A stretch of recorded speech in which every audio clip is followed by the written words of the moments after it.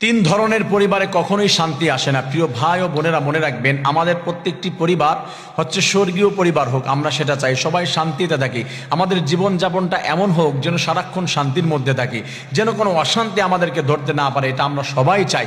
এবং সেই আশা, সেই মানসিকতা নিয়ে আমাদের পথ চলা। কিন্তু তিন ধরনের পরিবারে কখনোই শান্তি আসবে না। ফার্স্ট, এক নাম্বার পরিবার, যেই পরিবারের ভিতরে হচ্ছে হারাম উপার্জন থাকে, যে পরিবারের ভিতরে সুদের টাকা আছে, ঘুষের টাকা আছে, মানুষকে ঠকানো টাকা আছে।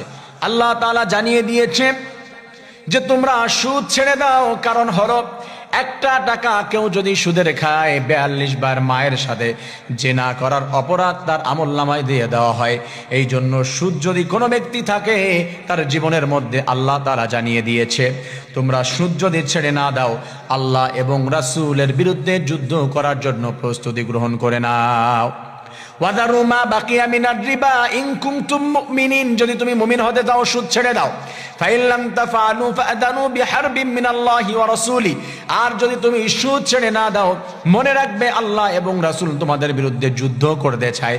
আল্লাহ এবং রাসূল যদি যুদ্ধ করতে চায়, তার মানে সুদ কেড়ে নেয়, আল্লাহ তাআলা মানসিক অশান্তির মধ্যে ফেলে দেয়। নাউজুবিল্লাহ।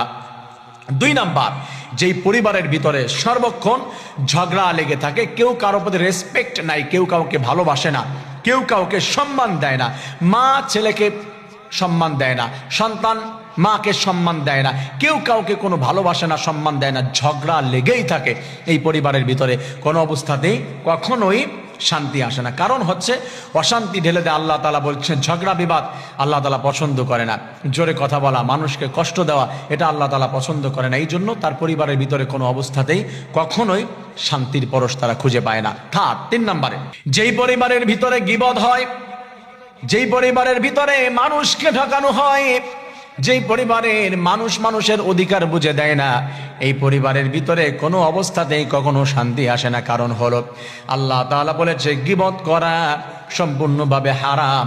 যে গীবত করে তার আমলনামা যার নামে করে তার নামে দিয়ে দেওয়া হয়। এবং যে মানুষকে ঠকায়, মানুষদেরকে কষ্ট দেয়, রাসূল বলে দিয়েছেন মান গশ্শা ফালাইসা মিন্না, যে মানুষকে কষ্ট দিল সে আমার দলের অন্তর্ভুক্ত হতে পারে না। আর যে রাসূলের অন্তর্ভুক্ত হতে পারে না যেই পরিবার, এই পরিবার কেমন করে শান্তিতে থাকবে? আল্লাহ তাদেরকে অশান্তির মধ্যে ফেলে দেয়। নাউজুবিল্লাহ। আমার প্রিয় ভাই ও বোনেরা, তার জন্য আমাদের এই বিষয়গুলি অ্যাভয়েড করে আমাদের পরিবারটা আল্লাহ তাআলা যেন পরিপূর্ণ জান্নাতি শান্তিপূর্ণ একটা পরিবার বানিয়ে দেয়। আল্লাহ রাব্বুল আলামিন আমাদের প্রত্যেকের দরখাস্ত কবুল করে নিন, আমিন।